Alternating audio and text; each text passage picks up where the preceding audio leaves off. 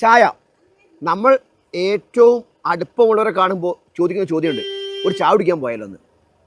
ഇനി നമ്മൾ ടെൻഷൻ വന്നാലോ അപ്പോൾ ചിന്തിക്കും ഒരു ചായ കുടിക്കാം, അപ്പോൾ ടെൻഷൻ മാറും. ആ ചായ കുടിയിൽ തന്നെ ഇങ്ങനൊരു ആംബിയൻസ്, എന്തൊരു ആംബിയൻസ് അല്ലേ.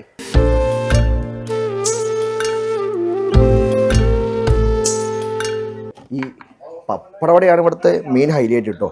രാവിലെ പപ്പടവട, ഉച്ചയ്ക്ക് ശേഷം പിന്നെ ഐറ്റങ്ങൾ മാറി മാറി വരും. അടുക്കളയിൽ ഞങ്ങൾ ചെന്ന് പുറത്ത് നിന്ന് നല്ല രസം വയൽ കാണാൻ.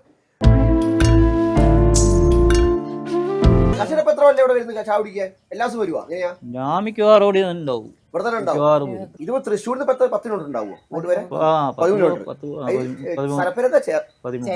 ചേനം, വലിയ ചേനം. ഇവിടെ വന്ന് പിറകൂടി വന്ന് വിത്തെടുത്ത് അടുത്ത പാടത്തേക്ക് പോയിക്കൊണ്ടിരിക്കുക.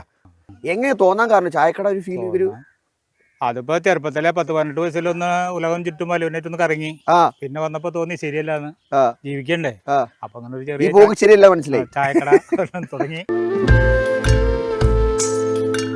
രാവിലെ ദോശ, കടലക്കറി, പിന്നെ അതുപോലെ തന്നെ സാമ്പാർ, ചമ്മന്തി, പിന്നെ അപ്പം ഉണ്ടാവും. പിന്നെ ഉച്ചയ്ക്ക് ശേഷം അമ്മ സ്നാക്സ് ഉണ്ടാക്കുക. വേണം വന്നു കഴിഞ്ഞാൽ നമുക്ക് പോകാൻ തോന്നില്ല, കാരണം കഥയൊക്കെ പറഞ്ഞ് ഇങ്ങനെ ഇരിക്കുക, അതൊക്കെ രസമല്ലേ. അടുത്ത സ്ഥലത്ത് വീണ്ടും സന്ധിക്കാം. പോകട്ടെ, ഓക്കെ, ബൈ.